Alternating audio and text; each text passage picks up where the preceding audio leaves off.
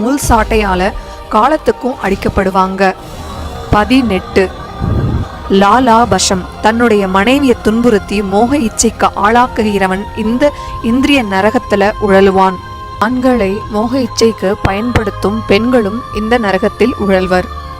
19 சாரமேயாதனம் வீடுகளை கொளுத்துவது, சொத்துக்களை சூறையாடுவது, நயவஞ்சகமா விஷம் கொடுப்பது, பொறாமையால அவலட்சணப்படுத்துவது போன்ற பாவச் செயல்களை இந்த நரகத்துல தள்ளி நாய் இறைச்சியை உண்ண கொடுப்பார்கள். 700 வேட்டை நாய்கள் பாவிகளை கடுத்து குதறும் அவலமான நரகம் இது.